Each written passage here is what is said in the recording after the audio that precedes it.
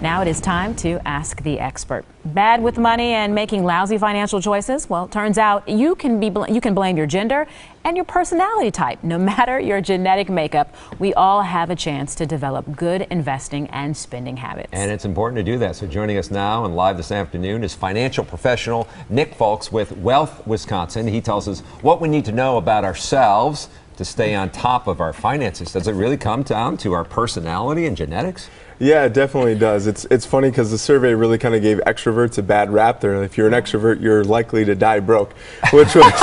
So marry someone who's an introvert. Yeah, exactly. But that comes off a little bit harsh. We have to remember, it does, yeah. You have to remember some of the good things about extroverts. That's They're right. typically the big personalities at the party. They also hold a lot Donald of the higher... Trump's. Yep, they Good at fundraising. There we go. They have the large CEO positions. They're the high income earners, but with that big personality, big income, also comes some big spending. They're typically more likely to spend more in comparison to somebody who's an introvert. Introvert, they kind of keep to themselves. They also like to keep their money to themselves as well. So that's part of the personality. Don't we call those people cheap? No, we call Frugal. Frugal. I like Frugal. that. Frugal. There you go. Frugal is a big part of it. My family calls me cheap. Okay. All right, so women are superior to men when it comes to finances?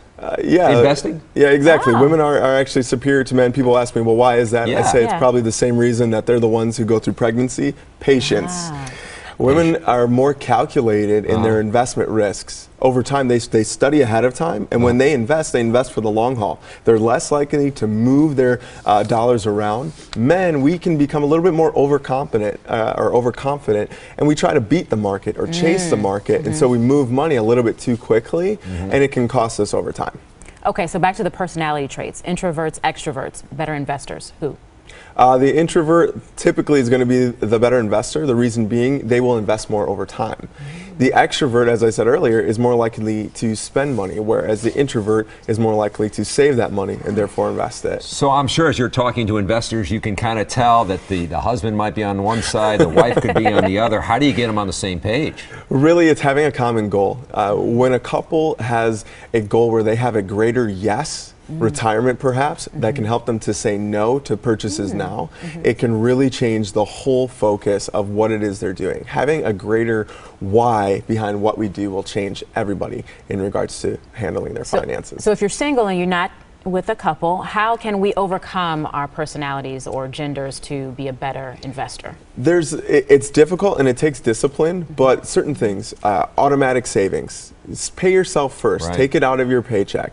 If you have a problem with credit cards, make sure that you, what we call go green. Purchase things in cash. Keep cash on you to pay for a lot of things.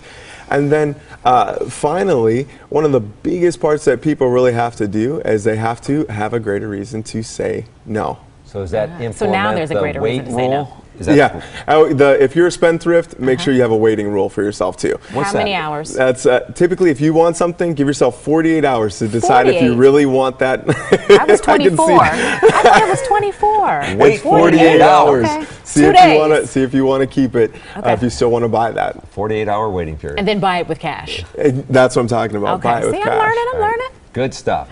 Got a question for our experts? Email them at asktheexpert@today'stmj4.com. You can also leave a voicemail, the number right there on your screen.